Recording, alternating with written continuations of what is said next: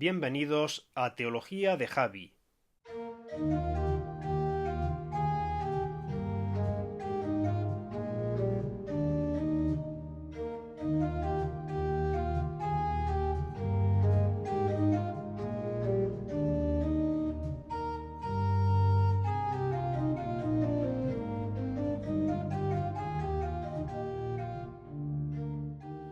Bienvenidos amigos a un nuevo episodio de Teología de Javi.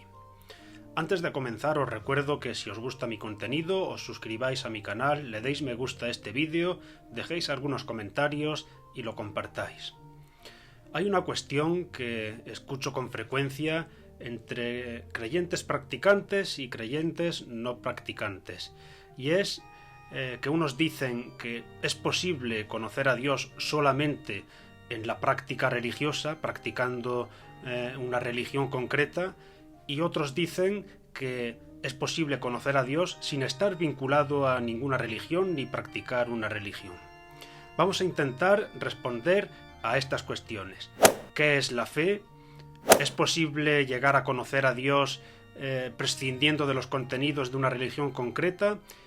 ¿Y en qué consiste la revelación? Es decir, esa supuesta realidad en la que Dios se da a conocer a los hombres. Pues vamos allá.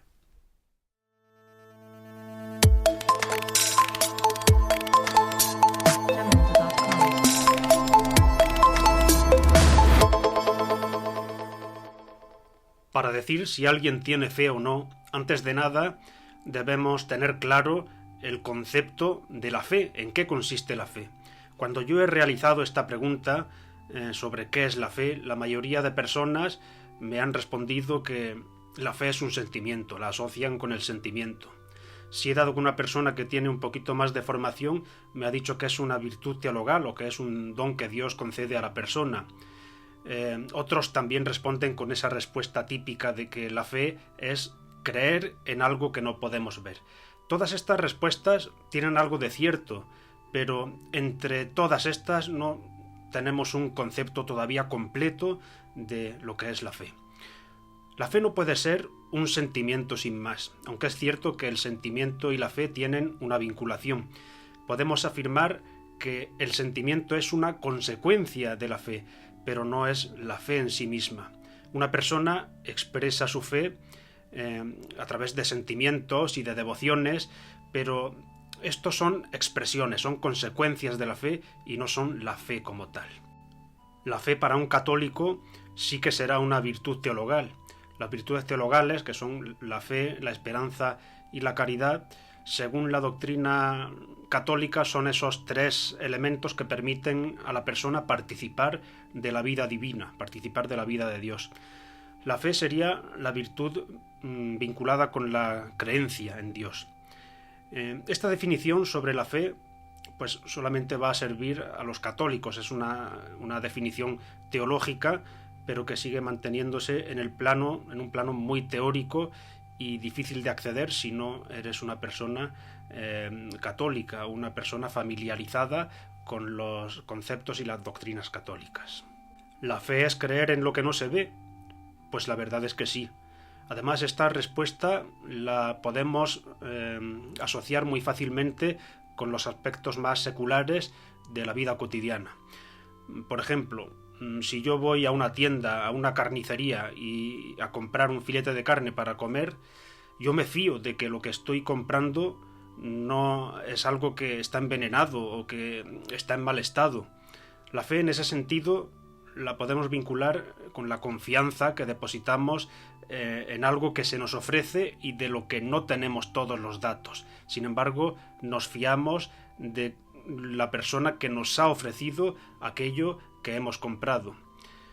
Después de estas tres definiciones, que son, digamos, las más utilitarias, las más populares, o las que todo el mundo suele manejar, seguimos teniendo una idea todavía demasiado abstracta sobre el concepto.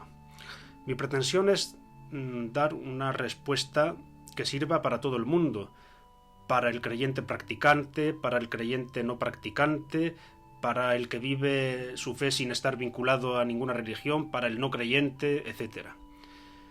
Podríamos decir que la fe es la respuesta de asentimiento a la revelación que la persona supuestamente ha recibido de parte de Dios. Dios se comunica con el hombre desde uno u otro medio, como por ejemplo las Escrituras, la Biblia, y el hombre, haciendo uso de su voluntad y habiendo comprendido ese mensaje, lo acepta con su asentimiento y con un sometimiento también a esas supuestas verdades que reconoce como reveladas por Dios.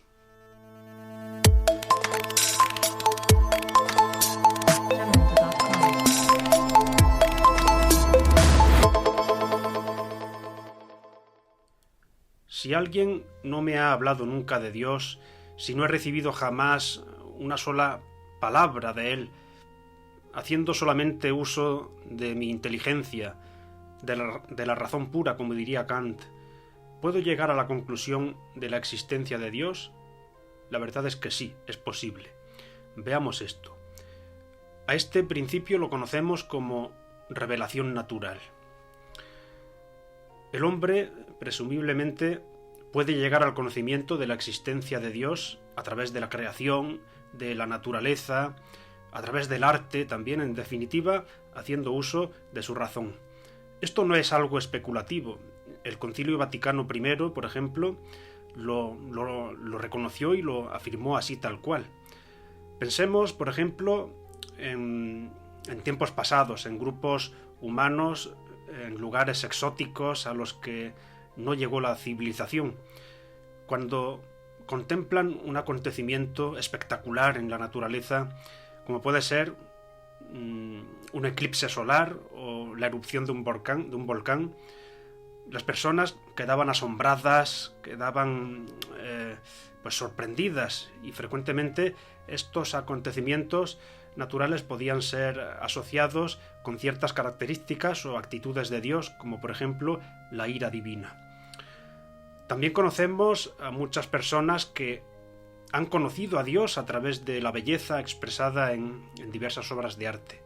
Por ejemplo, el caso del filósofo español Manuel García Morante, que se convirtió escuchando La infancia de Jesús, que es una obra musical de Héctor Berlioz. No solamente se convirtió en católico, sino que más adelante se ordenó sacerdote también. También conocemos el caso del poeta francés Paul Claudel, que se convirtió también gracias al canto que escuchó en la Catedral de Notre Dame, escuchando el canto del Magnificat en Notre Dame de París en la Navidad de 1886. Como vemos, se puede llegar al conocimiento de Dios a través de la naturaleza, del arte, haciendo uso de nuestra inteligencia, de lo que percibimos por nuestros sentidos. Es lo que conocemos como revelación natural.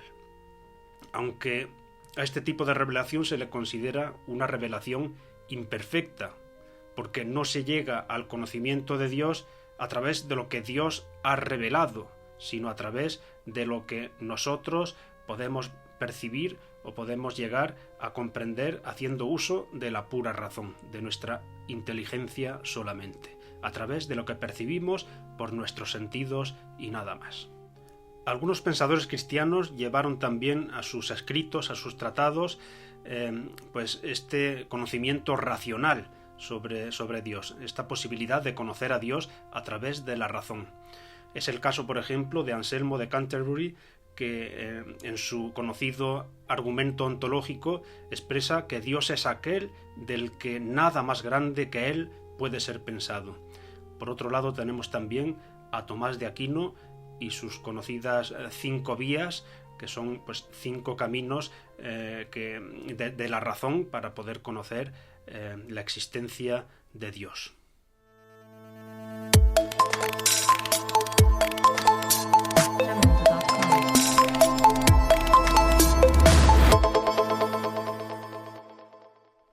La revelación es Dios mismo que se da a conocer a los hombres. La respuesta es bien sencilla. Pero de esta respuesta se derivan otras preguntas. ¿Dónde puedo encontrar yo esa revelación, lo que Dios ha querido comunicar a los hombres? Esta respuesta será distinta dependiendo de la religión concreta a la que se le pregunte. Un musulmán, por ejemplo, nos dirá que esa revelación está contenida únicamente en el Corán y nada más. Y lo mismo te dirá un judío, que la respuesta está en su libro, en la Torá. Un cristiano también puede decir en general que la revelación está contenida en la Biblia, en las Escrituras. Sin embargo, para un católico la respuesta se complica un poquito más. Por supuesto, la revelación está contenida en la Sagrada Escritura, en la Biblia, con su cénit en Jesucristo. Pero no solo en la Biblia, sino que para un católico la revelación está contenida también en la tradición apostólica, que son una serie de contenidos dogmáticos de tradición oral, es decir, que provienen de la era apostólica, de aquellas personas que tuvieron relación con los apóstoles, una relación directa o indirecta, como por ejemplo los padres apostólicos. Y por último, tendríamos también que mencionar al magisterio de la Iglesia, que es el garante de la interpretación de todos esos datos que contienen tanto la Sagrada Escritura como esa tradición apostólica a la que hemos hecho referencia. Es decir, que un católico de a pie, como se suele decir, no está autorizado a interpretar a su aire la Sagrada Escritura o la tradición apostólica, sino que tiene que tener encima el peso del magisterio, que es el que vela por la unidad de criterio en toda la Iglesia.